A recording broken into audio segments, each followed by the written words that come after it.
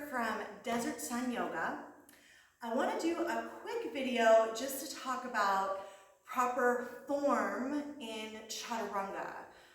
It's a really commonly used movement in your yoga class. However, it's also one that we tend to breeze over, and so a lot of people can do it a little bit incorrectly, and this leads to injuries or just not feeling great during your practice, okay? So first place to start with your Chaturanga is on your knees, okay?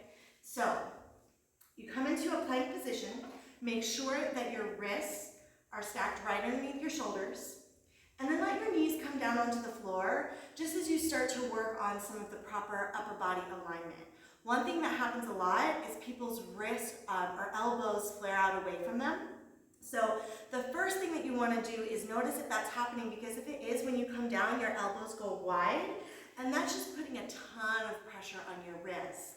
So you want to think about rotating your elbows in towards the midline of your body, and you separate or externally rotate your shoulders as you do that.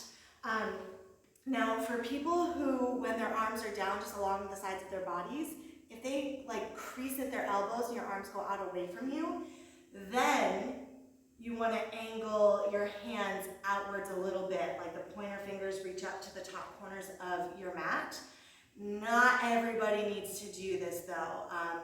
For your person who doesn't have that kind of angle at their elbows, that's not going to feel good on the inner part of your wrists. So just take note for yourself.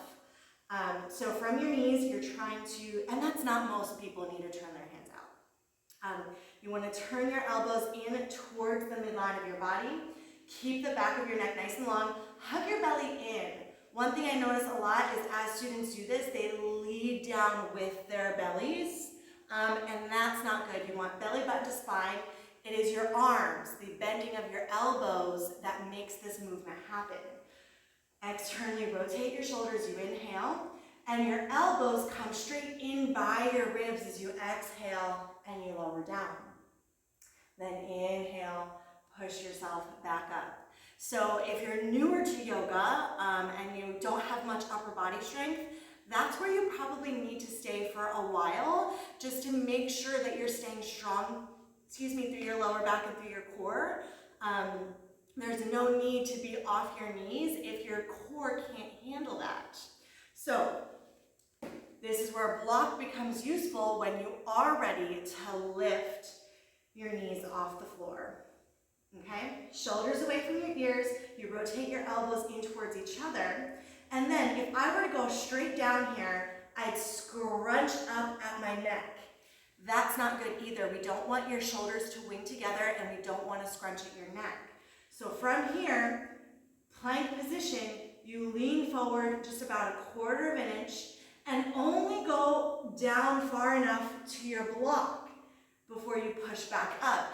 And that's going to be harder than tilting forward and going down into your shoulders, where you're putting a lot of pressure into your internal shoulders, right? I see that a lot, kind of an Ashtangi type of move, and you know, it's not bad if you're doing Ashtanga, but most cases, you don't need to be coming down into your shoulders like that. That's going to lead to pain.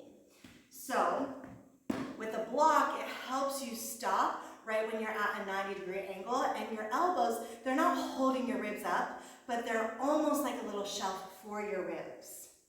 So shoulders down, you lean forward about 1/2 or 1/4 of an inch, and come down. That way you can keep shoulders broad and keep your neck long. Lift back up. If you're going straight into your upward facing dog, you want to be careful that your shoulders aren't over your wrist like that, because that's going to bring some pain and ultimately injury to your wrists. So what you do, from your plank position, elbows face in, shoulders externally rotated, you lean forward 1/4 of an inch, Chaturanga dip down. Your knees stay off the floor, untuck your toes, press into the tops of your feet, lift your chest so that your shoulders stack right above your elbows. Back is strong.